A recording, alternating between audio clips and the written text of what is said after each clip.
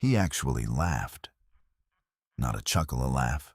The kind that fills a kitchen, bounces off the cabinets, makes the dog lift its head from across the room. I was standing at the counter with my laptop open, showing him the name I had chosen, the logo I had designed at 1 a.m. on a free app, the LLC paperwork I had already filed. And Marcus laughed.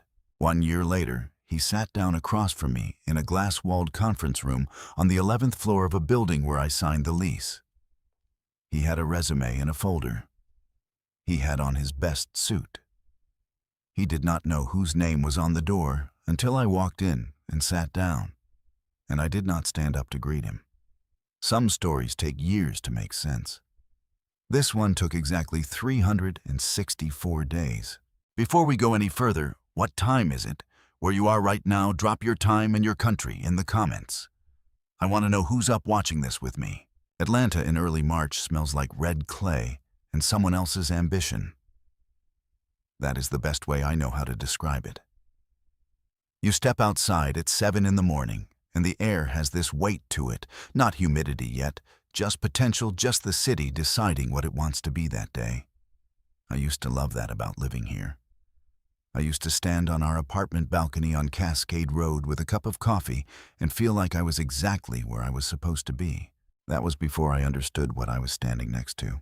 Marcus and I had been married for 4 years when all of this started. We met at a Spelman alumni mixer I had graduated.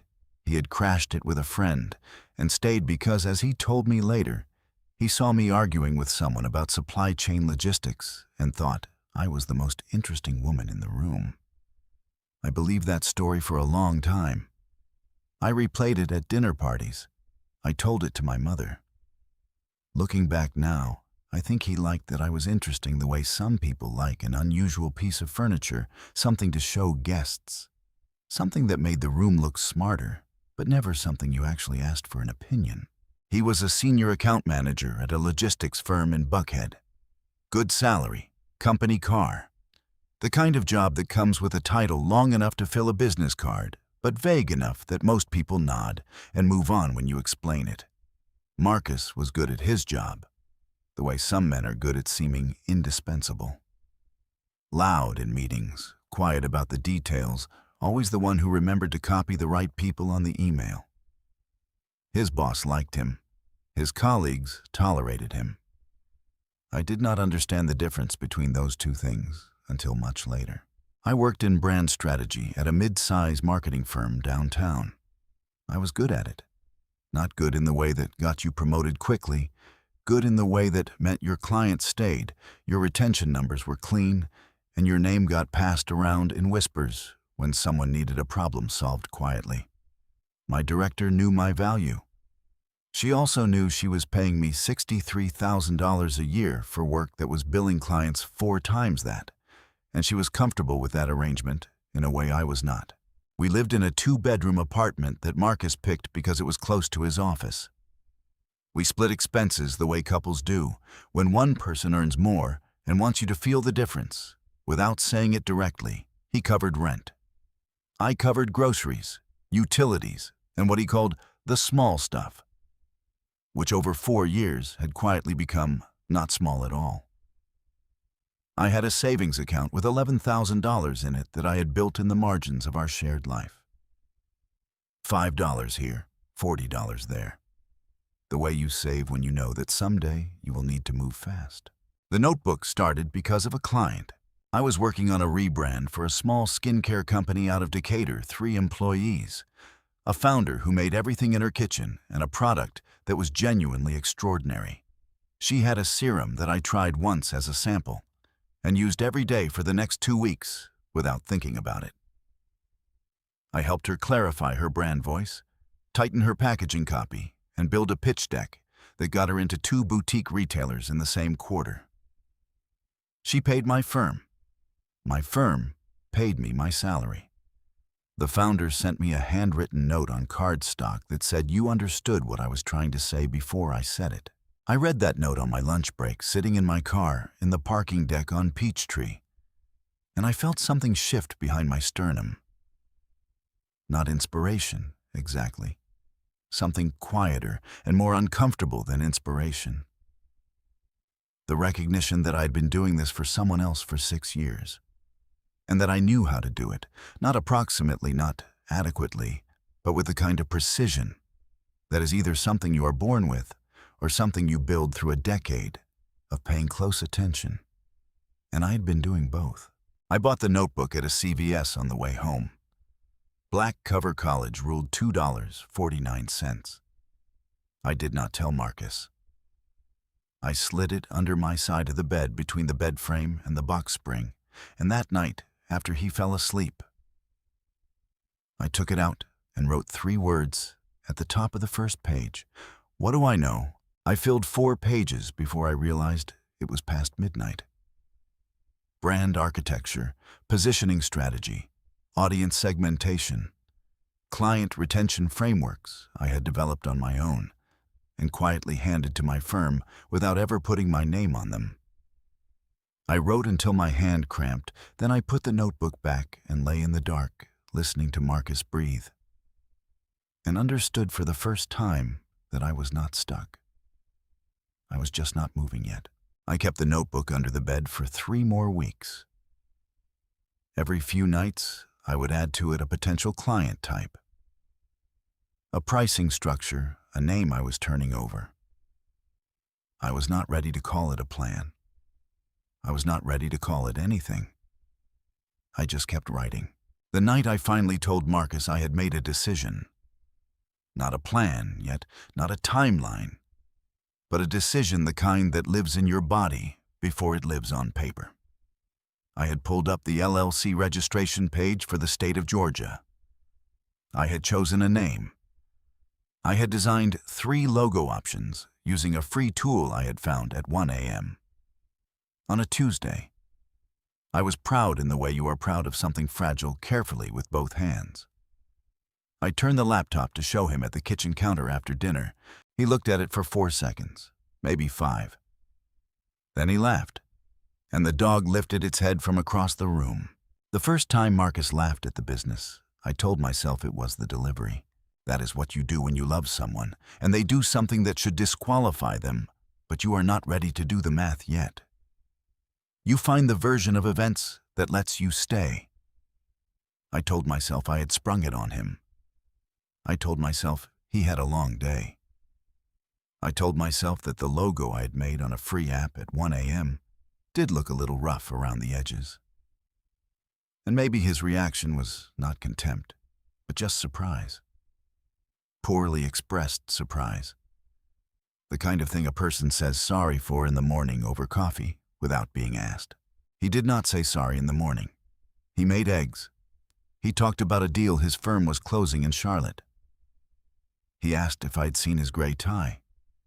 I watched him move around the kitchen with the easy confidence of a man who had already forgotten the previous night entirely, and I understood that what had happened at the counter was not a slip. It was just Marcus being Marcus in a room where he thought it did not cost him anything. I filed the LLC paperwork that afternoon on my lunch break. Aria Collective LLC. Registered in the state of Georgia. $100 filing fee paid from my personal savings account, the one Marcus did not know the full balance of. I sat in my car in the parking deck again, the same one on Peachtree where I had read the founder's note, and I watched the confirmation email arrive at 2:34 p.m. And I did not feel triumphant. I felt serious. There is a difference. Triumph is loud and needs a witness. What I felt was quiet and complete and entirely my own.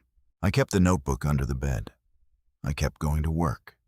I kept splitting the groceries and the utilities and the small stuff that had never been small. Nothing about my surface changed. But underneath, I was building the architecture of something the way a city builds a new subway line. All the work happening below ground, invisible to everyone walking above it. The second time Marcus laughed was a Thursday in April. I had enrolled in an online course. Brand Strategy for Independent Consultants, 8 weeks, self-paced, $340, taught by a woman in Chicago who had built a 7-figure consultancy from a spare bedroom and a mailing list of 40 people. I had paid for it from my savings account. I had been doing the coursework after Marcus fell asleep, laptop open on the low setting, sitting up in bed with the brightness turned all the way down. That Thursday, he got up for water at 11:15 p.m. and saw the light. He stood in the doorway in his undershirt and looked at the screen. I had a module open on pricing frameworks, how to structure a retainer versus a project fee, how to anchor your rate to outcome rather than time.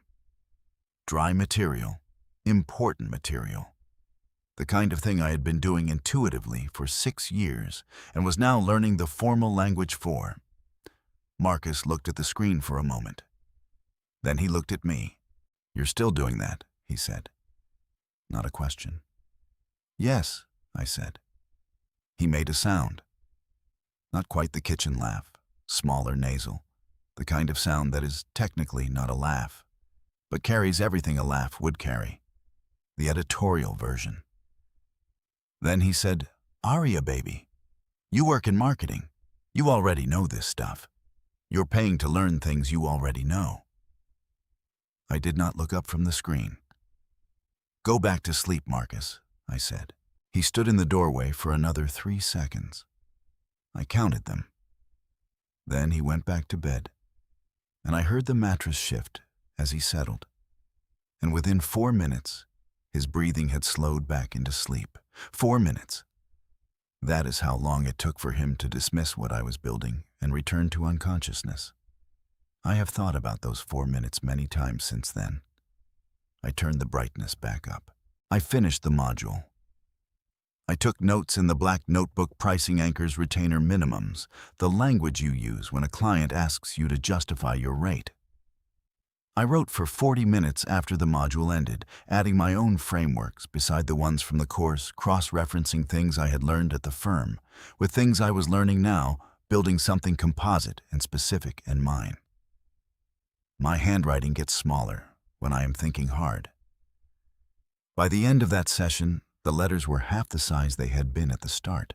I had 3 potential clients in mind by then. Not leads, not yet, but names. People I had worked adjacent to over the years, who had products or services or ideas that needed the thing I knew how to do. A woman who ran a natural hair care brand out of Stone Mountain and had been using the same tired brand voice for 3 years. A nonprofit director in East Atlanta who had extraordinary programming and a website that made it invisible. A food entrepreneur I had met at a Chamber of Commerce event who kept apologizing for her pitch deck, like the problem was confidence and not structure. I had not contacted any of them yet. I was not ready. There is a specific kind of readiness that is not about courage.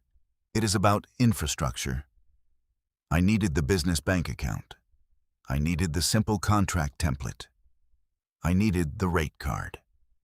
I needed to know what I was selling before I asked anyone to buy it. I opened a business checking account on a Friday afternoon. Truist Bank, Cascade Road branch, 4 blocks from our apartment. The account required a $25 opening deposit. I transferred $25 from my personal savings. The teller asked me the business name, and I said Aria Collective, LLC. And the first time I heard it, said out loud, in a formal context in a bank, to a stranger in a teal blazer who typed it into a system without blinking something behind my sternum, did the thing it had done in the parking deck, but louder this time.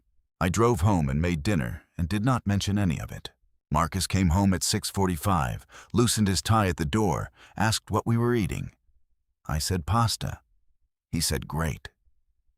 He sat at the table and talked about the Charlotte deal. Again, it was closing next week. His bonus would probably reflect it. He was thinking about a new watch. I passed him the Parmesan and nodded and thought about the $25 sitting in an account with my company's name on it. Accruing nothing yet, but already real, already a fact in the world that could not be unfiled.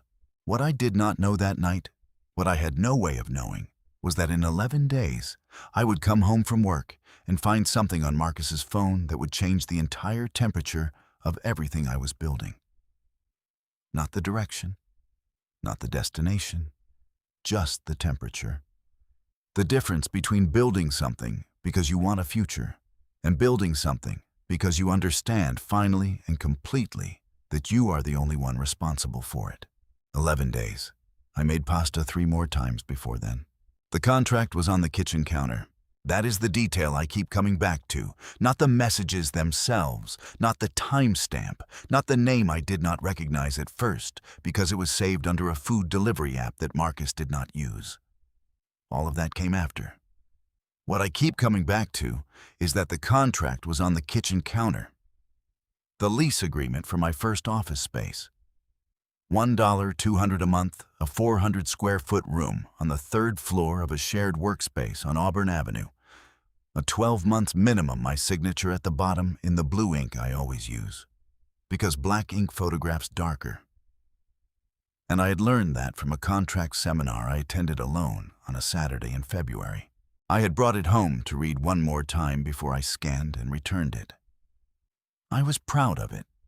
I had negotiated the price down from $1 $450. I had read every clause. I had Googled 3 terms I did not recognize and understood all of them before I signed. It was the most expensive thing I had ever signed, with only my name on it. And I had set it on the counter when I came in, because I wanted to see it in good light before I filed it away. Marcus's phone was next to it, face up. He had left it charging on the counter before he got in the shower. I was not looking at his phone. I was looking at my contract. The screen lit up on its own. The notification was from an app called Food Dash. The icon was a little orange bag, the kind you stop seeing after a while, because it blends into the row of apps everyone has. Except Marcus had deleted Food Dash 8 months ago after a dispute with a delivery driver. I remembered because I had been the one to call customer service. The preview text said, "Miss you already." Tonight was... The screen went dark before I could read the rest. I stood at the counter for a long time. The refrigerator made the sound it makes when the compressor cycles a low hum that rises and then settles. I could hear the shower running down the hall. I could hear the specific sound of Marcus in the shower, which after 4 years of marriage... You know the way, a weather pattern. The pause when he rinses his face. The extra 30 seconds. When he's thinking about something the moment the water pressure changes, when he reaches for the faucet. I picked up his phone. The passcode was our anniversary. April 9th. 0409. I had set it for him 2 years ago when he forgot the one he'd chosen and asked me to reset it. He had never changed it. I pressed the app. There were 47 messages. The most recent was from 11:17 that morning, which was a Tuesday, which was a day Marcus had told me he had a client lunch in Midtown that ran long, and that was why he had not answered my 12:30 text about dinner. The messages went back 9 weeks. I did not read all of them. I read enough. Her name was Sienna. She worked at his firm, not in his department, but adjacent, the kind of adjacent that means you share a kitchen and a Friday happy hour, and apparently for at least 9 weeks everything else. I put the phone back exactly where it had been. Face up, same angle. I picked up my contract. I read it one more time, every clause, every line. The paragraph about the early termination fee, and the one about subletting, and the one about what constitutes a material breach. I read it the way you read something. When your hands are very steady, and your mind has gone to a place that is past feeling and is now purely operational. Then I folded it along its original crease and slid it into the folder in my bag. Marcus came out of the shower at 6:52. I know because I looked at the clock above the stove. He was in a good mood. The Charlotte deal had officially closed that afternoon, and his bonus was confirmed, and he moved around the bedroom, getting dressed with the loose-limbed ease of a man whose life is going according to a plan he never had to write down. I could hear him humming something I did not recognize. I made dinner, chicken, rice, a salad with the good olive oil. We ate at the table, and Marcus talked about the bonus and what he was going to do with it. A watch, he confirmed. Maybe a weekend trip. He looked at me across the table, with the specific warmth of a man who believes he is a good husband because he is sitting at the table. And I looked back at him and thought about 47 messages and a fake food delivery app and a lease agreement with my name on it that he did not know existed. And I said, "That sounds nice." He smiled. He reached over and touched my hand. "We should celebrate," he said. "We should," I said. That night after he fell asleep, I scanned the contract from my phone and emailed it to the leasing office at 11:43 p.m. Then I opened a new tab and began researching business lawyers in Atlanta who offered flat-fee consultations for LLCs.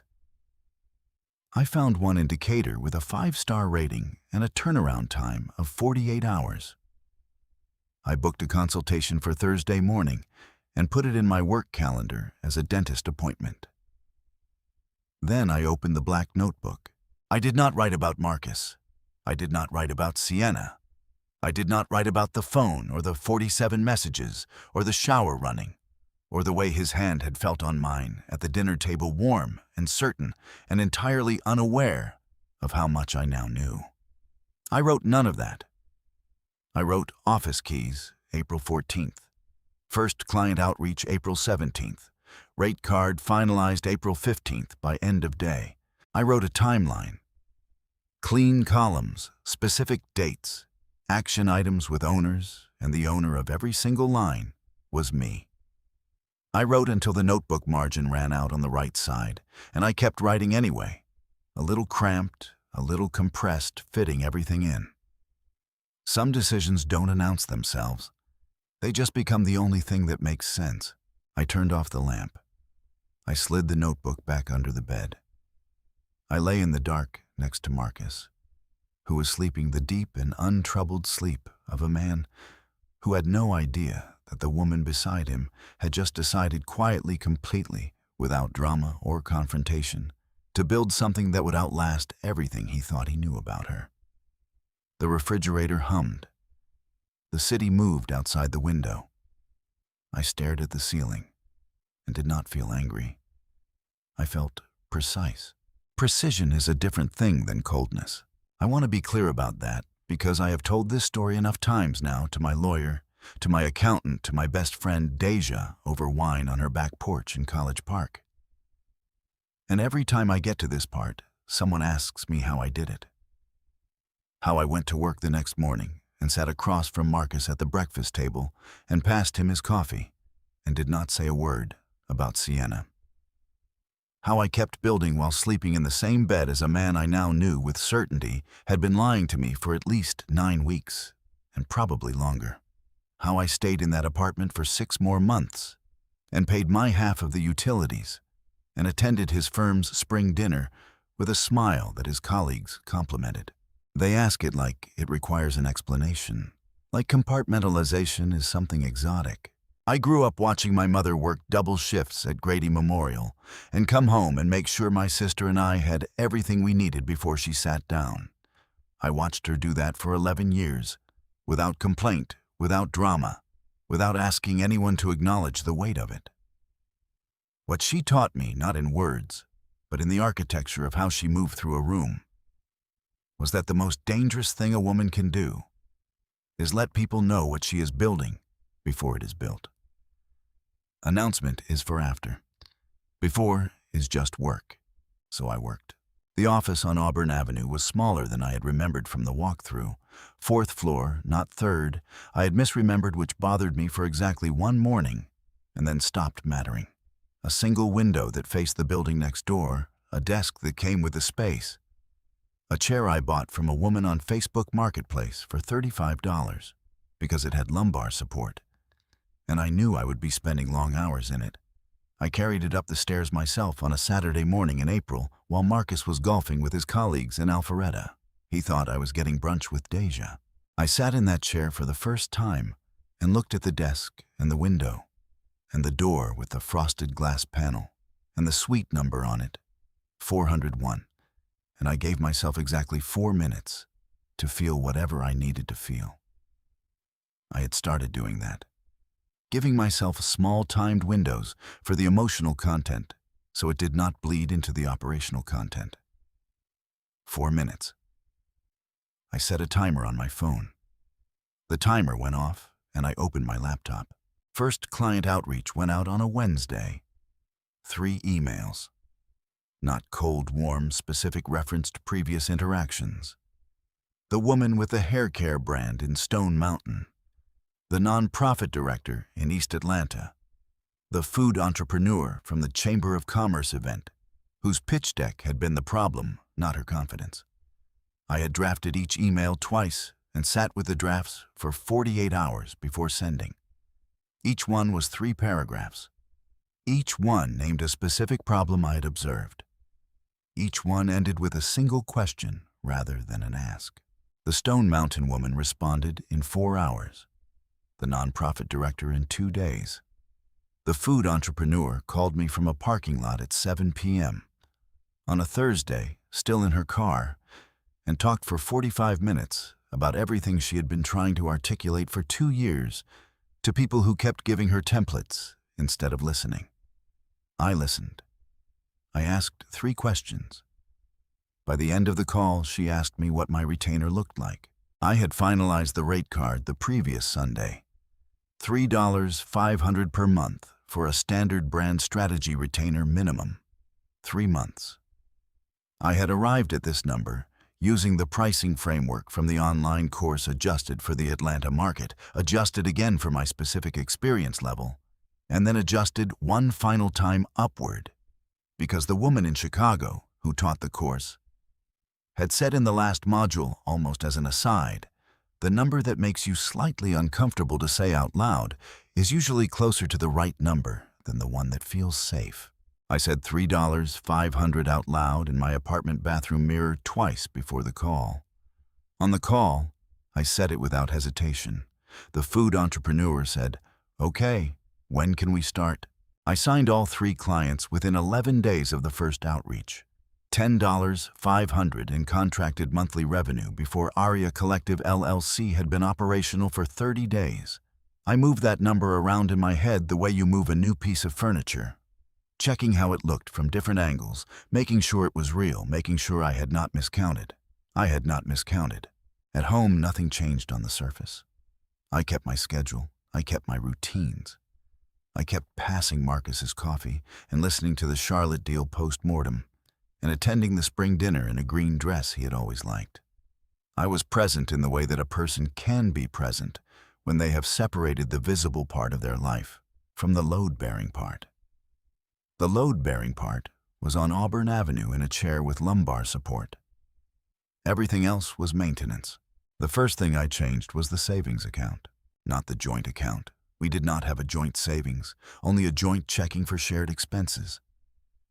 And I left that exactly as it was, my personal savings account. I changed the mailing address to my office. I changed the login email to the one I used for Aria Collective. I did this on a Tuesday at 2:17 in the morning because I could not sleep, and I was running through a checklist in my head, and this item kept appearing at the top. It took 4 minutes to complete. When I was done, I closed the laptop and lay back and stared at the ceiling and thought, that is one less thing connected to this address. I started thinking in those terms. Connections, dependencies.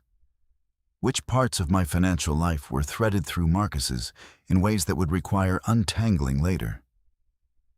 And how to begin loosening those threads quietly, one at a time, without pulling anything that would cause the whole thing to snag. I was not planning to leave. Not yet. That is an important distinction that I have had to make clearly every time I tell this story, because people want a different version. The version where the discovery of the messages is the moment everything breaks, and the woman walks out in righteous fury and builds her empire from the rubble of her anger. That is a better movie. It is not what happened. What happened is that I already knew the marriage was a specific kind of hollow before I found the phone. Sienna confirmed the shape of the hollow, but did not create it. And what I understood in those months of building quietly in the margins of a life that was already listing was that leaving badly was something I could not afford. Leaving well with something of my own with a floor under my feet that I had poured myself, was the only version that made sense. So I kept building. By the end of month 2, I had hired one person. Her name was Priya. She had a background in graphic design and brand identity, and she had been freelancing for 3 years and was tired of chasing invoices. I found her through a referral from the nonprofit director. I offered her a part-time contract at $1.800 a month, 10 hours a week, with a written agreement and payment on the first of the month without exception. She accepted within 12 hours and sent me a message that said, "I've never had a client pay on the first without me asking. Thank you." I read that message on my phone in the apartment bathroom with the door closed and the fan on, and I felt not triumph. Still not triumph. Something more sustainable than triumph. The specific satisfaction of a system beginning to function the way you designed it to function. The feeling of a plan that is no longer a plan, but a thing that exists in the world and has its own momentum. I put my phone in my pocket and turned off the fan and opened the bathroom door and went to make dinner. Marcus was on the couch watching the game. He looked up when I came out and said, "What were you doing in there?" "Thinking," I said. He smiled. He thought I was joking. I was not joking. Marcus lost his job on a Thursday in July. Not fired, laid off, which he explained to me with the careful precision of a man separating the noun from the verb, because the verb matters to him in a way it does not matter to anyone else in the room. The logistics firm in Buckhead had restructured. His entire division. 12 people, he said. Not just him. He said, "Not just me," 3 times in the first 5 minutes. And I counted them the way I had counted the seconds in the doorway, the way I had started counting everything, not out of cruelty, but because numbers were the only thing I completely trusted. He came home at 2 in the afternoon with his box. A medium-sized cardboard box, the kind office supply rooms keep in stacks near the printer. It held a desk plant, a phone charger, a coffee mug with the firm's logo on it, a framed photo of us from our trip to Savannah 2 years ago, and a small Bluetooth speaker he had used for conference calls. I know the contents because I helped him unpack it onto the kitchen counter while he talked. And I noted each item the way you note items in a room. You are going to leave carefully, without attachment. He was not panicking. That was the first thing I observed. Men like Marcus do not panic immediately when something like this happens, because the first response is not fear, but recalibration. The rapid internal assessment of resources, fallbacks, the quiet inventory of who owes them what. I watched him do it in real time. His shoulders dropped by exactly 1 degree when he finished the sentence about the restructuring. He had already begun calculating. "I have 8 months of severance," he said, "and the bonus cleared last month. We're fine." We, that word. I had been hearing it differently for 4 months by then.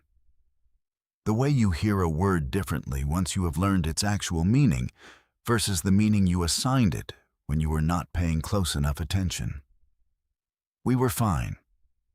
Marcus's version of fine, which meant his severance, plus his bonus, plus my salary, plus the assumption never stated, never examined that my financial contribution to our life together had a ceiling that his did not.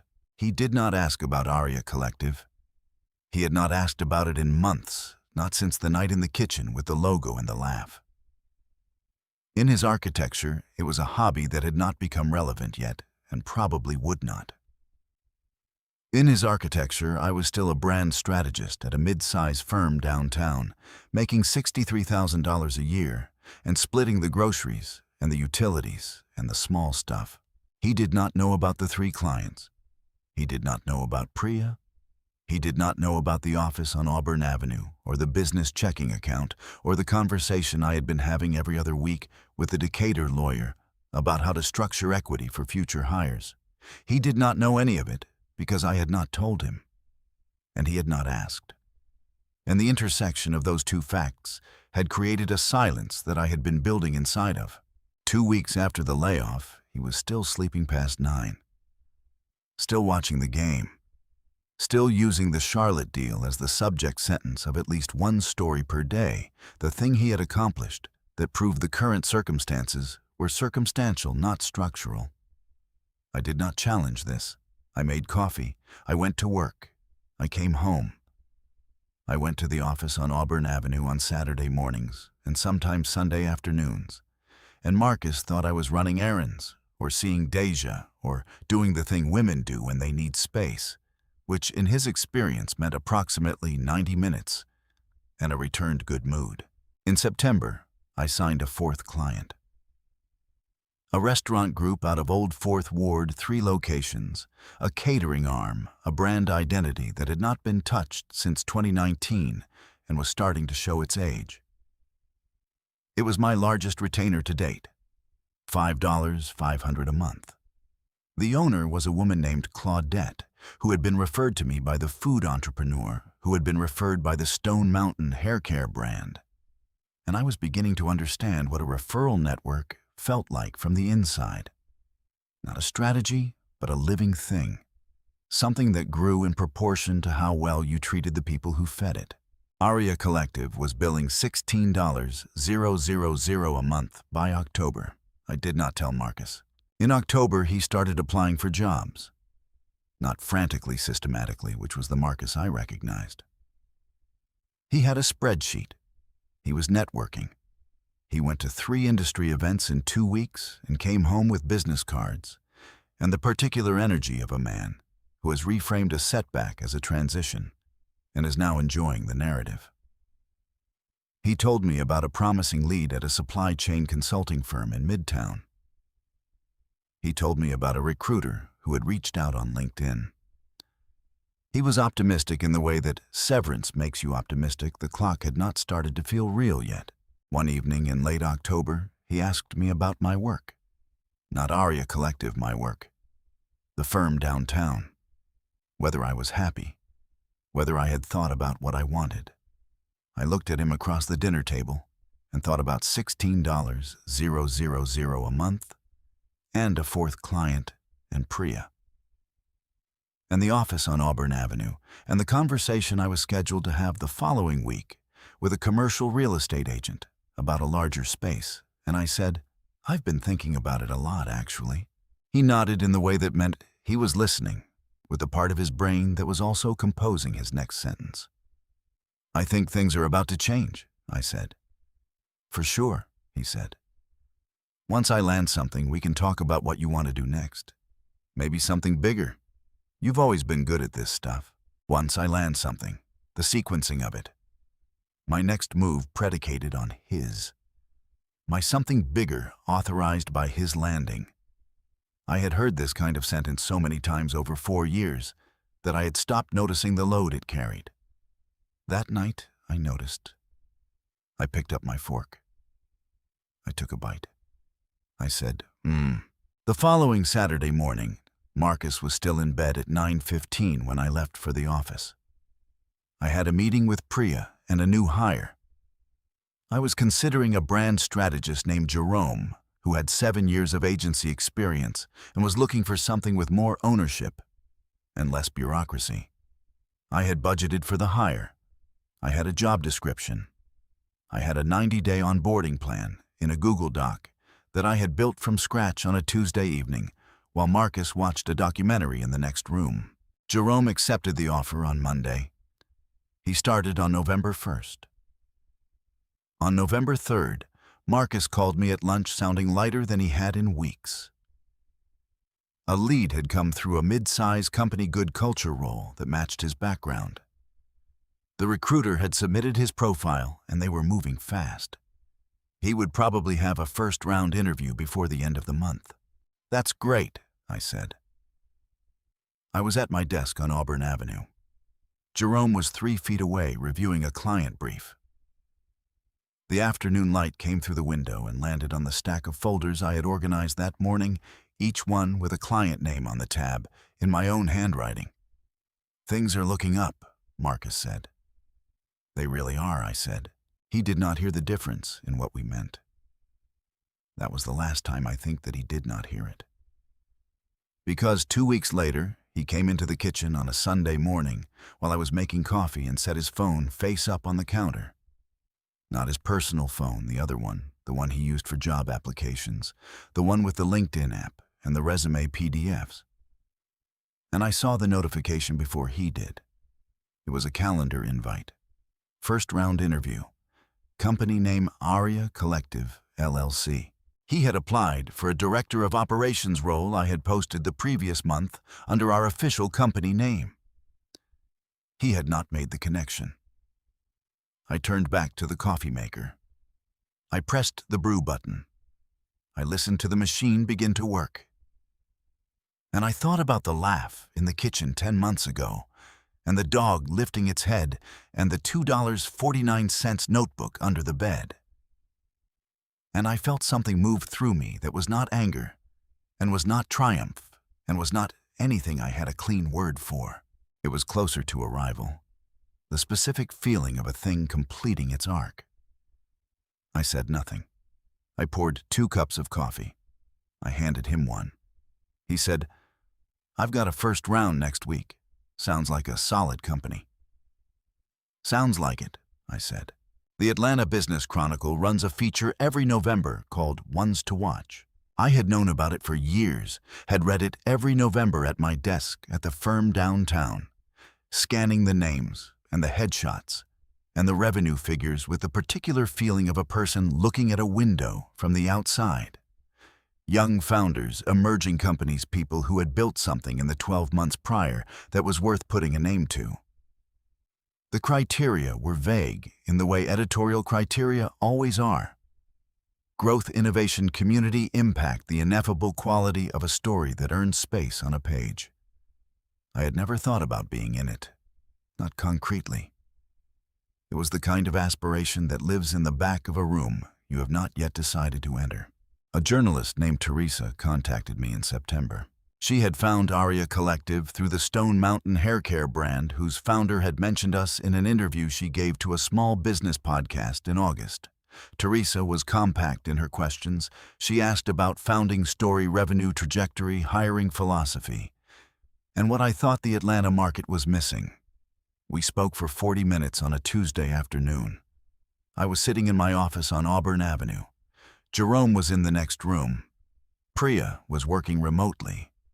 The restaurant group's rebrand had just gone live, and Claudette had sent a photo of the new signage at the old 4th Ward location with 3 exclamation points and a voice note that was mostly happy crying. I answered Teresa's questions the way I had learned to answer most things by then, specifically without hedging, using numbers where numbers were available and observation where they were not. I told her that Aria Collective had grown from 0 to 4 clients and 2 full-time equivalent hires in under a year. I told her our monthly billings. I told her we were in conversation with a commercial real estate agent about a larger office space. I told her that the thing Atlanta's market was missing was not talent or capital, but infrastructure, the specific kind of scaffolding that helps a person with a real idea build it into a real company instead of a permanent side project. She asked me what had made me start. I thought about the CVS notebook, the laugh in the kitchen, the 4-minute timer I had set in the chair on Auburn Avenue. I said, I got tired of being good at something for other people and decided to be good at it for myself. She published the piece on November 8th, page 12 of the print edition. Online with a photo a shot a freelance photographer had taken in October, me at my desk in the office morning light, the Aria Collective logo on the frosted glass door visible behind my left shoulder. The headline was, Building Quietly How Aria, a last name turned 1 year and 1 idea into Atlanta's newest brand strategy firm. The subheading mentioned the revenue figure. The photo ran large. I did not tell Marcus the piece was coming. I had not kept it from him deliberately, or rather, I had kept it the way I had kept everything about the business, not as a secret, but as a private fact, something that belonged to the load-bearing part of my life that I had long since separated from the visible surface. I had not hidden the chronicle. I had not moved it or redirected the mail. I had simply not announced it, and Marcus had not asked. and so it existed in that particular category of true things that go unwitnessed, not because they are concealed, but because the person who would have seen them was not looking. He found it on a Tuesday morning. Not at home. That is the part I could not have designed and would not have thought to. He did not find it on our kitchen counter or in the stack of mail by the door.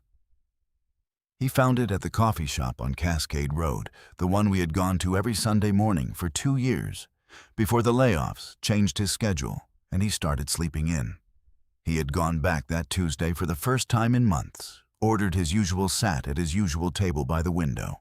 The previous customer had left a copy of the Chronicle on the table. He texted me at 9:47 a.m. A single message. No greeting, no preamble. Just, "Is this you?" He had taken a photo of the page. My photo, my name, my revenue figure in the subheading, the office behind my shoulder with the logo on the frosted glass. I was in a client meeting when the message came through. I felt the phone vibrate in my pocket and left it there until the meeting ended at 10:30. Then I walked to my office, closed the door, sat down in the chair with the lumbar support, and read the message. I looked at the photo of the page for a long time. The morning light in the shot was doing something I had not noticed when the photographer took it. It was catching the edge of my jawline and the line of my shoulder and making me look, I thought, like a woman who had been expecting the camera. I had not been expecting the camera. I had been thinking about a client brief. But that is sometimes how you look when you are not performing settled present, like someone who has arrived somewhere and knows it. I typed back, "Yes," one word, "sent." His response took 11 minutes. I watched the clock on my laptop because I had nothing else to do while I waited. And counting had become a reflex by then. 11 minutes. When it came, it was longer than any message he had sent me in months, maybe years. He talked about being proud of me. He talked about how he had always known I had this in me. He used the word impressed twice and amazing 3 times. And somewhere in the middle, there was a sentence that said, "I had no idea you were doing all of this." That sentence I read twice. I had no idea. As a statement of fact, it was accurate. As a claim about the distribution of responsibility for that fact, it was doing considerable work. I had not hidden Aria Collective. I had filed it publicly. I had a website. I had a LinkedIn page with my photo and the company name and the client roster and the founding date. I had mentioned it briefly once at the kitchen counter with the logo I had made at 1 a.m. and been laughed at. After that, I had simply stopped offering information to someone who had demonstrated they would not handle it carefully. The absence of information is not the same as concealment. I had learned that distinction from my lawyer, who had also taught me what equitable distribution meant in the state of Georgia, and what a postnuptial agreement could and could not accomplish, and what the timeline typically looked like when both parties were cooperative, and one party had significantly more assets than the other at the time of filing. I had been having those conversations since July. I typed back a reply that was warm and brief and said nothing specific. Then I put my phone face down on the desk and opened my laptop and went back to work. That evening, Marcus made dinner. First time in 6 weeks. He had gone to the grocery store, I could tell, because the refrigerator had things in it that had not been there in the morning. He made jerk chicken, which he only made when he was trying to communicate something he did not have the vocabulary for. He had music on. He had set the table. He smiled when I came in and said, "I thought we should celebrate." The second time he had used that word. The first was the night of the Charlotte bonus. The night I had smiled across the table and held his hand and already knew about 47 messages and a fake food delivery app. I sat down. I unfolded my napkin. I looked at the chicken and the table he had set and the man across from me who had just read about his wife's company in a newspaper left behind at a coffee shop and was now cooking to communicate feelings he had not thought to have when it might have changed something. "What are we celebrating?" I said. Genuinely. I wanted to hear his answer. He looked at me like the answer was obvious. You, he said. Everything you built. I looked at him for a moment.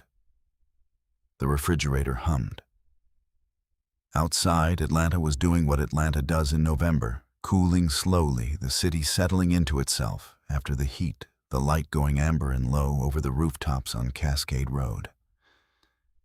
Thank you, I said. I picked up my fork. I took a bite. The chicken was good. He had always been a good cook when he decided to be. What I did not tell him over dinner, what I had been carrying since 9:47 that morning when his text came through, was that Aria Collective was no longer billing $16,000 a month. In October, I had signed 2 new clients. A tech startup in Midtown, a law firm rebranding after a merger, both on retainer, both at rates that reflected the Chronicle piece before the Chronicle piece had even run. Because word moves faster in Atlanta than most people account for, we were billing $27,400 a month. I had also that afternoon signed a lease on a new office. 1,100 square feet, 11th floor, a building on Peachtree with floor-to-ceiling windows and a glass-walled conference room that looked out over the city. The lease was 12 months with an option to extend. I had signed it with the blue ink I always use. Marcus did not know about the new office. He did not know about the 2 new clients. He did not know that the following week, his first-round interview for the Director of Operations role at Aria Collective LLC was scheduled for Tuesday at 10 a.m. in a glass-walled conference room on the 11th floor of a building I had just signed a lease on. He refilled my glass. He asked if I wanted more chicken. Please, I said. Tuesday arrived, the way consequential days sometimes do, without announcement, without weather that matches the occasion, without any of the atmospheric signals that stories use to tell you something is about to change. It was 53 degrees and partly cloudy. The coffee I made that morning tasted the same as it always did. Marcus's alarm went off at 7:15, and he hit snooze once, which was his standard, which had not changed in 4 years of marriage. I was already dressed when he came out of the bedroom. He noticed. Marcus always noticed when I was dressed early, because it disrupted a routine he had unconsciously mapped the specific sequence of my morning's coffee first, then shower, then the particular sounds of a woman getting ready in a bathroom with good acoustics. I was already in my coat, already had my bag. He came into the kitchen in his undershirt and looked at me and said, "Early day. Important meeting," I said. He nodded. He started the coffee maker, my coffee already brewed. He did not notice. He opened the refrigerator. He was moving with the slightly elevated energy of a man who also had something on his schedule, the particular brightness of someone who has prepared and is ready to perform. He had ironed his shirt the night before. I had heard the iron. He had laid his suit out on the chair in the corner of the bedroom, which he only did when he considered the occasion significant. He did not ask what my meeting was about. I said goodbye at the door. He said, "Have a good one, babe," already turning back toward the refrigerator. I took the elevator down and walked to my car and drove to the new office on Peachtree and arrived at 8:45, which gave me 75 minutes before the first interview of the day. Jerome was already there. He had made coffee, real coffee, from the machine we had bought for the new space, a Breville that Priya had researched, and that I had approved without looking at the price, because we were past the point of decisions being made by price. He handed me a cup and said, "You ready always," I said. The Director of Operations role had drawn 19 applications in 3 weeks. Jerome had screened them. I had reviewed the short list. We had scheduled 4 first-round interviews for that Tuesday, 10 a.m., 11 a.m., 1 p.m., and 2:30 p.m. The 10 a.m. slot was a candidate Jerome had flagged as strong on paper, good background in logistics and operations management, 7 years of experience currently between roles. Jerome had not connected the name to me. Why would he? It was a common enough last name. He had been working at Aria Collective for 6 weeks and knew I was married, but had not met Marcus, and did not know his professional background, and had no reason to place the two things beside each other and see the shape they made. At 9:55, Jerome came to my office door and said, "First candidate is here. I've got him in the lobby." "Give me 2 minutes," I said. I closed my laptop. I straightened the folders on my desk, 3 of them client materials. Nothing to do with the interview, but the act of straightening was something I did when I needed 30 seconds of physical order before an unstructured situation. I had learned this about myself in the first month of running the company. I was not someone who needed to meditate or breathe or visualize. I needed to straighten one thing. Then I was ready. I walked down the hall to the conference room. The glass-walled conference room on the 11th floor faced Peachtree Street. On a clear morning, the light came through at an angle that made everything in the room look considered deliberate. The table, the chairs, the Aria Collective logo on the wall, behind the head seat, white letters on a dark background, clean and specific. I had chosen the font myself. I had been looking at it for 3 weeks, and it still looked right, which meant it was right. I sat down at the head of the table. I opened the candidate's resume folder. I did not look at the name on the tab. I had reviewed his materials 2 days prior and did not need to reread them. I knew the experience. I knew the gaps. I had 3 questions prepared that no one who had not actually managed a scaling operation could answer well, and I was interested to see how he handled them. I heard the door at the end of the hall open. I heard Jerome's voice, the particular professional warmth he used with candidates low and easy, the voice of a man who is genuinely good at making people feel comfortable before they are evaluated. I heard footsteps on the polished concrete floor. 2 sets. Jerome's, I knew. The other had a specific weight and pace that I recognized before I was conscious of recognizing it, the way you recognize a sound that belongs to a room you have lived in, not by thinking about it, but by the way your body responds before your mind catches up. I looked at the door. Marcus walked in. He was wearing the suit he had laid out on the chair the night before. The gray one well fitted the one he wore to the firm's annual dinner and to the 2 job interviews he had mentioned over the past 2 months, in the optimistic recounting of a man whose search was going well. His shoes were polished. His tie was the charcoal one I had helped him pick out 2 Christmases ago. He had a leather portfolio under his arm, the good one, the one he kept for important occasions. He looked like a man who had prepared carefully and was expecting the preparation to be sufficient. He was looking down at the portfolio as he came through the door, adjusting his grip on it, and so he did not see me immediately.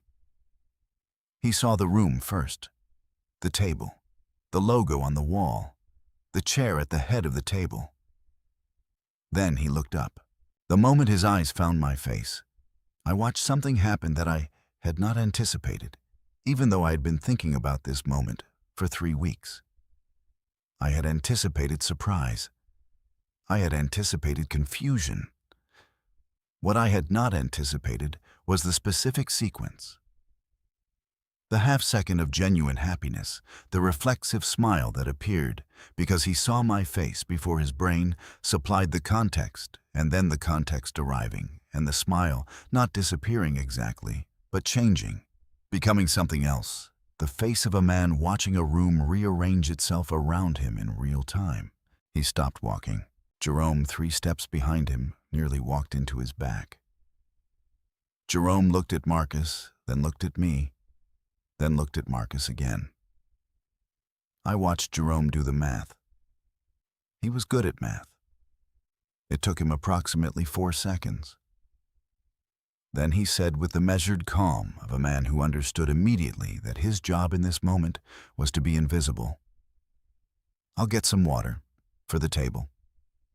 He turned and went back down the hall, and I heard the kitchen door open and close with the specific care of someone who was removing themselves from a situation they have correctly identified as not theirs. Marcus stood in the doorway. I did not stand up. I had thought about this, whether to stand, whether to come around the table, whether to offer some physical gesture that acknowledged the personal dimension of what was happening before the professional one.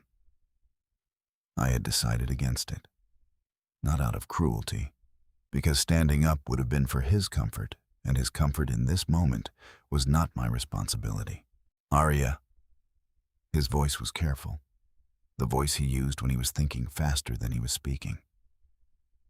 Marcus, I said, please sit down. He looked at the chair across from me, the candidate's chair. He looked at it the way you look at an object that has become suddenly strange, familiar in its shape, unfamiliar in its meaning. Then he came to the table and sat down. He set the leather portfolio in front of him. He put both hands flat on the table.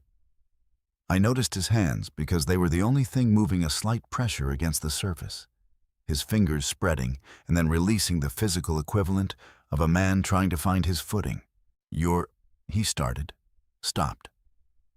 I'm the CEO and founder of Aria Collective, I said. My voice was level, not cold level. There is a difference, and it matters.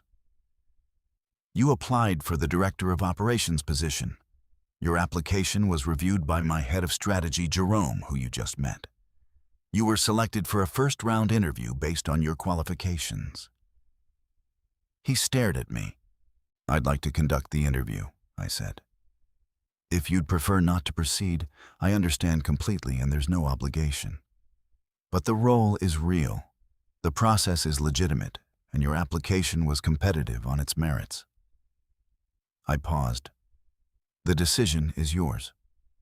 The clock on the wall made the sound clocks make in quiet rooms. Outside, Peachtree Street was doing what Peachtree Street does at 10 in the morning traffic, a delivery truck, the particular urban hum of a city that does not pause for private reckonings. Marcus looked at me for a long time. I let him look. I had nowhere else to be.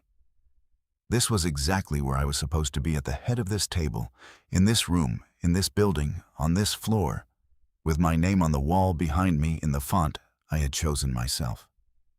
He opened the leather portfolio. He straightened his tie. Ask your questions, he said. I looked at him for one moment more, not with anger, not with satisfaction, with something that was quieter and more final than either the specific clarity of a woman who built a floor under her own feet and is now standing on it. I opened the first folder. Tell me, I said, about a time you underestimated a situation and what it cost you. The room went very still. He answered the first question well. I want to be honest about that because the easier version of this story, the version that is more satisfying in a simple way, would have Marcus falling apart from the first sentence, stumbling, unable to perform under the weight of what the room contained. That is not what happened. Marcus was good in professional settings. That had always been true. He had the specific competence of a man who had spent 15 years learning how to be impressive in rooms where being impressive was the primary currency. And that competence did not evaporate, because the room now belonged to his wife. He talked about the Charlotte deal. A miscalculation in the logistics chain, a vendor he had trusted too quickly, 2 weeks of damage control. He framed it cleanly: problem response outcome lesson. He made eye contact. He did not fidget. He had clearly prepared this answer for interviews, which meant he had told it enough times that it had become smooth, the rough edges of the original experience worn down by repetition, until what remained was a professional anecdote rather than the memory. I wrote one word on my notepad: rehearsed. The second question was harder. I asked him to describe a scaling operation he had managed from the inside, not as an account manager interfacing with a client's supply chain, but as an internal operator responsible for the infrastructure of growth. How many people? What broke first? How he decided what to fix and what to let break deliberately because fixing it would cost more than the breakage. He paused. Longer than the first question. The pause had a different quality. Not the gathering pause of someone accessing a prepared answer, but the searching pause of someone looking for an experience that may not exist in the form the question requires. He talked about a team expansion at the firm. 7 new hires over 18 months. He described the onboarding process, the communication structures, the metrics they use to evaluate the new staff. It was competent. It was also not what I asked. He had described management, which is not the same as scaling. And the distinction was not subtle to anyone who had done one and not the other. I did not correct him. I wrote, "Management versus infrastructure does not distinguish."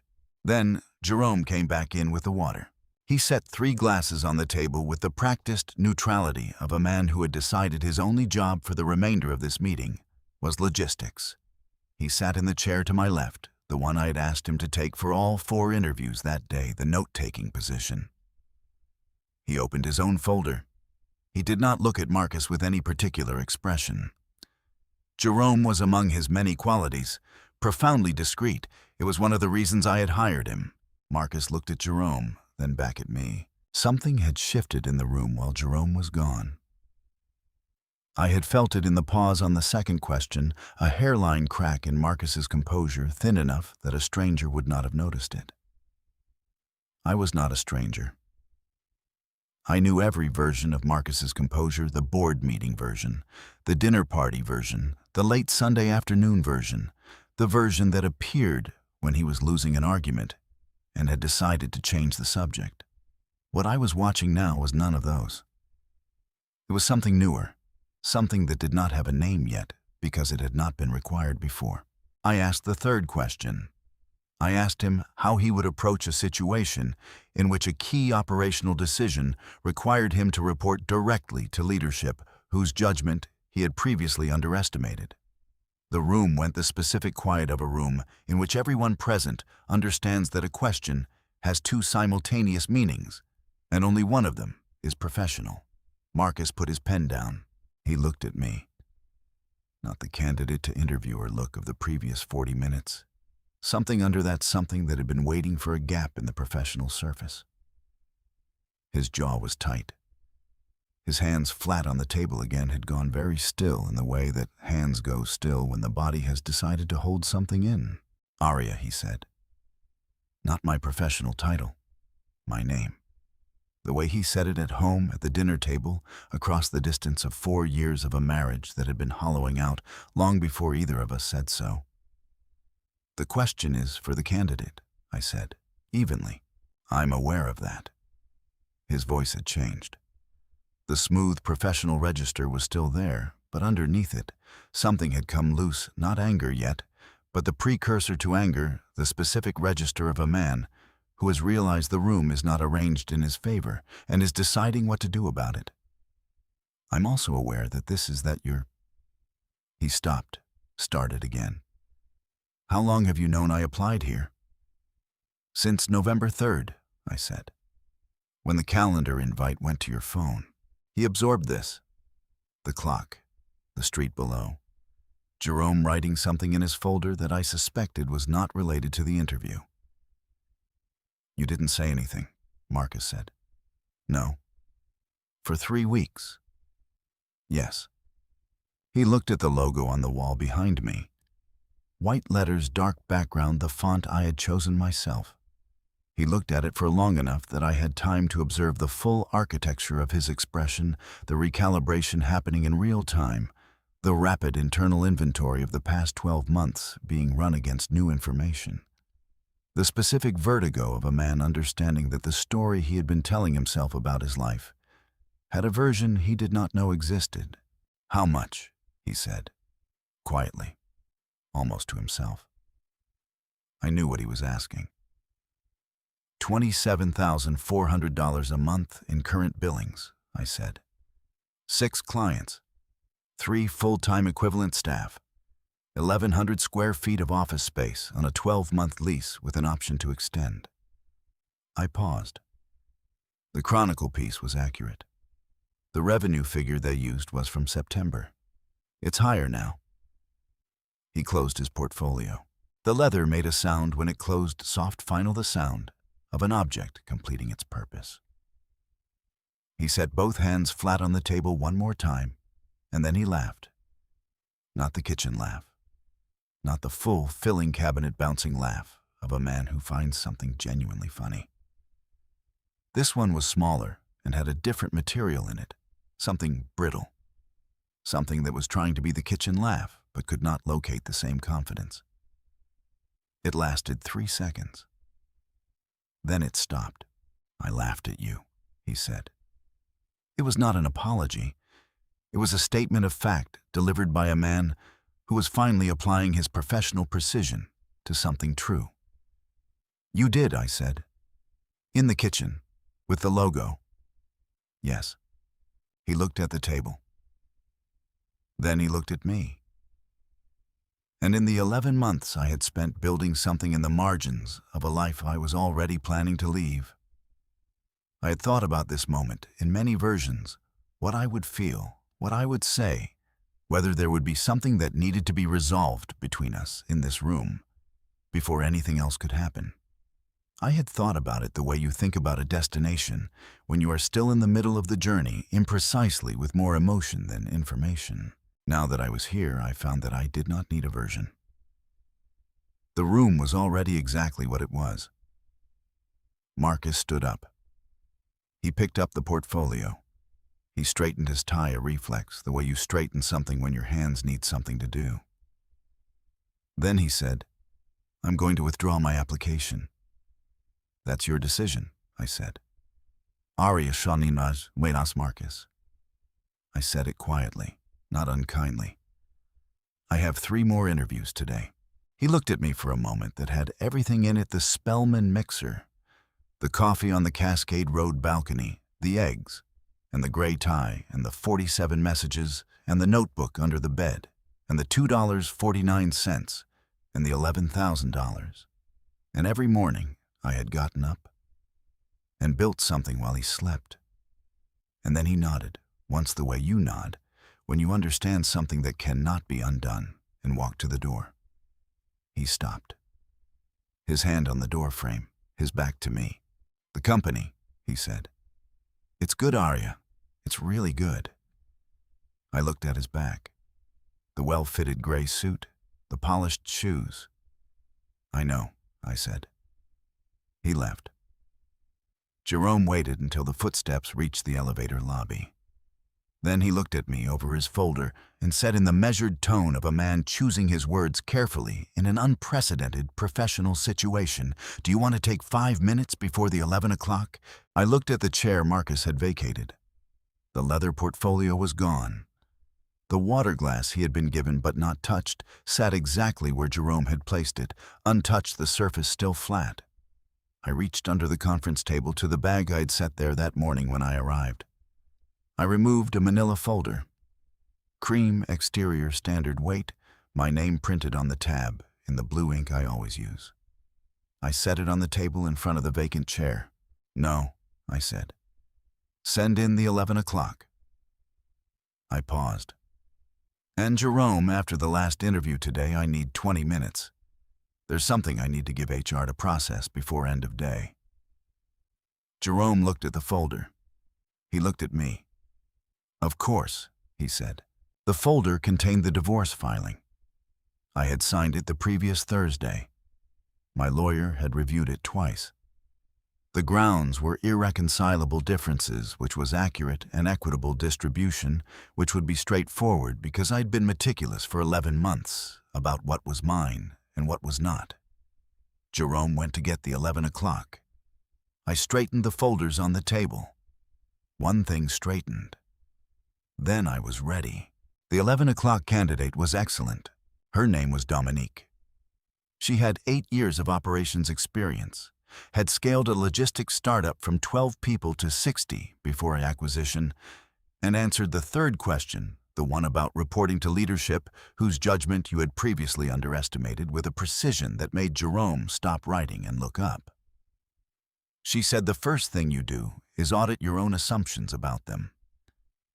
Because if your underestimation was wrong, that's a data problem, not a leadership problem, and data problems are fixable. I wrote 3 stars next to her name and a single word higher. The afternoon interviews were good. Not Dominique good, but good. By 3:15, Jerome and I had debriefed all 4 candidates, and the decision was clear without discussion. He sent Dominique a same-day follow-up before I had finished packing my bag. I drove home at 4:30. The last of the November light was doing the amber thing over the rooftops on Cascade Road.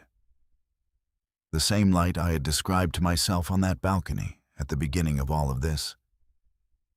And I watched it through the windshield and thought that the city looked exactly the same as it always had, and that I was not the same person who had last looked at it this way. Marcus's car was in the lot. I had expected this. I had thought about it on the drive, whether he would be there, what the apartment would feel like when I walked in, whether there would be a version of the kitchen laugh waiting for me, or whether what I had seen in the conference room was the last of it. I had packed the manila folder back into my bag. It was still there. I had decided on the drive that I would not produce it dramatically, would not set it on the counter the way he had set his box of office things 4 months ago. I would simply tell him, clearly, specifically, without theater. He was sitting at the kitchen table when I came in, not the couch. The table, the one we ate dinner at, the one where he had told me things were looking up, and refilled my glass, and I had said they really are, and meant something entirely different.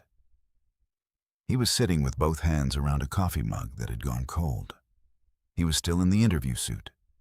He had loosened the tie but not removed it, and the specific dishevelment of a man who has been sitting with something difficult for several hours was evident in the way his shoulders carried the jacket. He looked up when I came in. He did not say anything immediately. I set my bag down. I took off my coat. I hung it on the hook by the door, the hook Marcus had installed crooked and I had never mentioned, and I turned around and sat down across from him at the table. We looked at each other for a moment. "I called Sienna," he said. I waited. "I ended it." He looked at the mug. "I ended it in August, actually. I don't know if that matters." "It doesn't change what it was," I said. "No," he said. "It doesn't." The refrigerator hummed. Outside, a car passed on Cascade Road. Somewhere in the building above us, someone was running water, the specific sound of pipes in a shared building, the intimate acoustics of other people's ordinary evenings pressing through the walls. "I've been sitting here trying to figure out when it happened," Marcus said. "When you stopped." He stopped, started again. "When you decided." "I didn't decide all at once," I said. "It accumulated." He nodded slowly. The nod of a man who understands the sentence intellectually before he understands it personally. "The phone," he said. "That was part of it, not all of it." He looked at me. "What was the rest?" I thought about how to answer that honestly without being cruel. There is a version of this conversation that is a verdict that catalogs every failure, every dismissal, every 4-minute return to unconscious sleep. Every once I land something, and every laugh that filled a kitchen and made a dog lift its head. I did not want that version. Not because he did not deserve accountability, he did, but because I had not spent 11 months building something careful and specific in order to dismantle someone at a kitchen table. That was not the point of any of it. "I needed to know I could do it without you believing I could," I said. And then I found out I could. And after that, the question changed. He was quiet for a long time. The coffee mug, his loosened tie, the November light going down outside the window. "I should have believed you," he said. "Yes," I said. "You should have." I reached into my bag. I took out the manila folder. I set it on the table between us, not pushed toward him, not positioned as a weapon, just placed there in the space between our coffee mugs, which was also the space between what we had been and what came next. He looked at the folder. He looked at my name on the tab. "Okay," he said. Not a surrender, an acknowledgement. The specific quiet of a man who has been on the wrong side of something and knows it, and has run out of moves that would change that fact. I've kept everything clean, I said. My lawyer has the documentation. It should be straightforward. He nodded once. He did not pick up the folder. He left it there between us and looked at it for another moment, and then looked at me and said, I'm going to stay at Derek's for a while. Give you the space. Thank you, I said. He stood up. He picked up the cold coffee mug and took it to the sink, and rinsed it with the specific care of a man doing a small thing correctly when larger things have gone wrong. He set it in the drying rack. He straightened his tie, the reflex again, the hands needing something. Then he walked down the hall to the bedroom, and I heard the sounds of a person packing a bag, the closet, the dresser, the bathroom, the specific sequence of a life being reduced to what fits in a duffel. He came back through the kitchen 15 minutes later. Duffel over one shoulder, phone in his hand. The good leather portfolio was gone. He had left it at the office, I realized. He would need to collect it. That was a conversation for another day. He stopped at the door. The Chronicle piece, he said. The photo. You looked... He paused. You looked like you knew what you were doing. I did, I said. He opened the door. He stood in the frame for a moment, in the loosened tie and the interview suit, and the 11 months of not asking the right questions about the woman he had married. And then he said, Good luck, Aria, with the company. I mean that. I know you do, I said. The door closed. I sat at the table for a while. In the quiet, the refrigerator, the pipes above. The amber light gone now, the window showing only the blue-gray of an Atlanta evening settling into itself. I had been in this apartment for 4 years. I knew every sound it made. I knew the hum and the pipes and the specific creak of the third floorboard from the bedroom door and the way the heat came on at 7 p.m. In November, with a sound like a held breath releasing. I took out my phone. There were 14 messages. Not from Marcus, from the world that had been moving while I sat at the kitchen table. Priya with a final proof for the restaurant group's winter campaign. Jerome confirming Dominique's interview follow-up had gone out and attaching her reference contacts. 2 emails from the tech startup in Midtown, one requesting a call about expanding the scope of our engagement. A message from Claudette, the restaurant group owner, forwarding a review that mentioned the rebrand, specifically a food writer for a local publication calling the new visual identity a signal that someone at this company understands exactly who they are. And at the bottom, from a number, I did not recognize a message that had come in at 2:17 that afternoon. Hi Aria, this is Teresa from the Chronicle. We're doing our year-end feature on Atlanta businesses to watch in 2024. I'd love to include Aria Collective. Are you available for a quick call this week? I read the message twice. Then I opened my contacts and added Teresa's number with a note: Chronicle year-end feature call Thursday. I put the phone on the table. I looked at the manila folder still sitting where I had placed it. Tomorrow Marcus would pick it up, or his lawyer would, and the machinery of the next phase would begin the documentation. The filings, the equitable distribution of 4 years of a shared life that had not been as shared as it appeared. But that was tomorrow. Tonight I sat in the kitchen of an apartment I was about to leave in the city I had always loved, at a table where a great many things had been said and unsaid over 4 years, and I thought about Dominique's answer to the third interview question. The first thing you do is audit your own assumptions.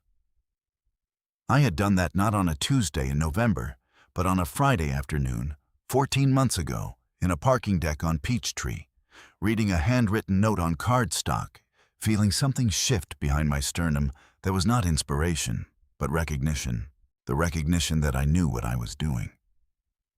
Had always known. Had been doing it for other people for 6 years, and simply needed not permission, not belief from anyone else, just the moment of deciding that the thing I was good at was worth building a floor under. I opened my laptop. I had work to do. I had work. I moved out on a Saturday in December. Not dramatically, methodically, the way I had done everything for the past 14 months. 2 carloads. Deja came with her SUV, and we made 1 trip each and were done by noon. I had not accumulated as much as I thought. Or rather, I had accumulated the right things, the things worth carrying, and left behind what belonged to the version of the life I was closing, rather than the one I was opening. The new apartment was on the 4th floor of a building in Inman Park. Hardwood floors, 12-foot ceilings, a kitchen window that faced east and caught the morning light in a way that made the whole room change at 7 a.m. I had found it in October, before the conference room, before the divorce filing, before the 14 messages on my phone at the kitchen table, back when I was still assembling the final pieces of the floor I was building under myself, and needed to know where I would stand when I stepped onto it. I had paid the deposit from the Aria collective business account, not because I was confused about the boundary between personal and business finances I was meticulous about. That boundary had been, since July, my accountant would confirm it without hesitation, but because the apartment and the company were the same decision, the same act, the same woman choosing what her life would be made of, and then making it. Deja helped me put furniture together until 4 in the afternoon. She asked no questions about Marcus that I had not already answered over 2 hours on her back porch in October, and I loved her specifically for the quality of her listening, the kind that knows when the story has been told. And what it needs now is not more narrating, but forward motion. We ordered pizza. We sat on the floor because the couch had not arrived yet. She raised her glass sparkling water, she was training for a half marathon, and said, 2 floors. She was the only person I had told about the notebook. About the $2.49, and the under the bed, and the 4-minute timer in the chair on Auburn Avenue. She had listened to all of it in October without interrupting, and at the end had said simply, "You already knew all of this," which was true, which was perhaps the truest thing anyone had said to me in 14 months. 2 floors, I said. The divorce was finalized in February. 11 weeks from filing to finalization, which my lawyer said was faster than average, and which I attributed to the cleanliness of the documentation, and the fact that Marcus had retained his own counsel quickly. And both lawyers had been professional, and neither party had contested the primary terms. The apartment on Cascade Road sold in March. Marcus moved to a place in Brookhaven. We did not speak often, not bitterly, just sparsely, the communication of 2 people who had finished the administrative work of a shared life and had nothing left that required the other's signature. He sent me a message in March. 2 sentences. I heard you signed 3 new clients this quarter. Congratulations. I read it on my phone, standing at my kitchen window at 7 in the morning with the east light coming in. I typed back, "Thank you." Then I put the phone down and finished my coffee. Aria Collective turned 1 year old in April. I did not throw a party. I had thought about it. Deja had suggested it. Jerome had offered to organize something. Claudette from the restaurant group had mentioned her catering arm with the specific enthusiasm of a woman who understood that milestones deserve food. I had said maybe, and then the month had filled up the way months do when a company is growing faster than its infrastructure, and the anniversary arrived on a Wednesday between a client deliverable and a board prep call. And I marked it the way I mark most things that matter, quietly with my full attention without requiring an audience. I was at the new office by 7:30. The Peachtree Building, 11th floor, 1,100 square feet, with the floor-to-ceiling windows and the glass-walled conference room. The morning light on Peachtree at 7:30 in April is different from November, warmer, more horizontal, the kind of light that makes a room feel like it is made of intention. I stood at the window with my coffee and looked out at the city. Atlanta in early April smells like wisteria and ambition. The real kind, not someone else's, not the kind you stand next to on a balcony and hope will transfer by proximity. The kind that lives in the body, that grows in the margins of ordinary days, that does not require an audience or a permission slip or someone else's belief to sustain itself. I had 6 clients, 5 full-time equivalent staff, a second office space under negotiation, a satellite in Buckhead for the 2 financial sector clients whose teams preferred not to cross the city. The Chronicle year-end feature had run in January with a photo I liked better than the first one, less staged, caught between sentences, my hands moving over a document the way they move when I'm actually thinking rather than being observed thinking. The revenue figure in the caption had made Priya text me a string of exclamation points from her home office in Decatur. The Dominique hire had been as 3 stars in a notepad had predicted exceptional. She had restructured our client onboarding process in her first 30 days, built an operations manual from scratch in her second 30, and identified 2 inefficiencies in our billing cycle that added approximately $1,800 to monthly net revenue without adding a single billable hour. She was also, it turned out, relentless, in the specific way that organizations need someone to be relentless, not loud, not dramatic, just unwilling to let a good system stay imprecise when a better one was available. I had given her an equity stake in month 3. She had not asked for it. That was exactly why I gave it. Jerome brought coffee to my office at 8:15 and said, "Happy anniversary." "Thank you," I said. He set the cup on my desk. He was quiet for a moment. Jerome was good at the right kind of quiet, the kind that is not awkward but attentive, the kind that is waiting to see if something is needed before offering anything. Then he said, "Anything you want to do to market?" I thought about the kitchen, the laugh, the dog lifting its head, the $2.49 notebook under the bed, the parking deck on Peachtree and the handwritten note on cardstock. And the moment something shifted behind my sternum and did not shift back. "Yes," I said. Actually, I opened my bottom drawer. In the back, behind the client folders and the legal binders and the copy of the Chronicle piece I had framed, and then decided not to hang because it felt like something you hang when you are worried people will forget, rather than when you simply know in the back of the drawer where I had put it the day I moved into this office was the black notebook. College ruled. $2.49 from a CVS on the way home, from a life I was in the middle of leaving without knowing I was leaving it.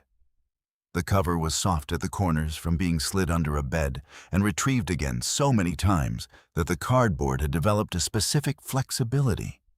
The first page still had the 3 words I'd written on a night when Marcus was asleep and the refrigerator was humming. And Atlanta was doing what Atlanta does at midnight in the fall, holding itself still, waiting to see what the morning would bring. What do I know? I flipped to the back. The last written page was from 8 months ago, a revenue projection I had drafted by hand before entering it into the spreadsheet, because I had learned that I thought more clearly when the numbers were in my own handwriting first. The projection had been accurate to within 4%. I turned to the first blank page after the projection. I wrote the date. April, 1 year. Then I wrote the current revenue figure, the number of clients, the number of staff, the square footage of the office I was sitting in. Then I wrote second-year goals, and I wrote for 20 minutes, the letters getting smaller toward the margin, the way they always did when I was thinking hard. Filling the page, and then turning to the next one. The specific physical pleasure of a mind moving faster than a hand. When I was done, I set the pen down. I looked at what I had written. Then I looked out the window, at Peachtree Street, at the city in its April light, at the particular blue of an Atlanta sky on a Wednesday morning when the weather has finally decided to commit to warmth. There is a thing that people say about building something from nothing. They say it requires courage, which is true, and vision, which is also true, and the willingness to fail, which is true but incomplete. What they do not always say, what I would tell anyone who asked me now. Anyone sitting in a parking deck with a handwritten note on cardstock, feeling something shift behind their sternum, and not yet knowing what to do with it, is that the most essential thing is simpler and stranger than any of those. You have to be willing to work in the dark. To build the thing before anyone can see it. To carry the weight of what you know before anyone else knows you know it. To sit in a chair with lumbar support in a 400 square foot room on a Tuesday morning and open a laptop and begin. Not because the conditions are right, or because someone has told you that you are ready, or because the person sleeping in the next room has finally decided to believe you, but because the alternative is continuing to be good at something for other people while your own thing waits under the bed in a $2.49 notebook. The business plan I wrote under the covers at midnight is now a lease agreement for an entire floor. I closed the notebook. I set it on the corner of my desk where I could see it. Not framed, not displayed. Just present the way the things that built you should be present available, ordinary close enough to touch on the days when you need to remember exactly how far you have come and what it cost and what it was worth. Jerome knocked on the open door. "The 9 o'clock is in the lobby," he said. I straightened the folder on my desk. One thing straightened. "Send them in," I said. "What you build in the dark belongs to you completely. No one can laugh it away. No one can underestimate it out of existence. It grows in the margins of your ordinary days, in the early mornings, and the late nights, and the quiet hours between the life you are living and the life you are building. And when it is ready, it does not announce itself. It simply becomes the room you are already standing in. If you are in the middle of it right now, if you have something in a notebook under the bed, if you are working on something that the people around you cannot see yet, if you are building a floor in the dark, keep going. The floor is real. You will feel it when you step onto it, and you will know it was always yours.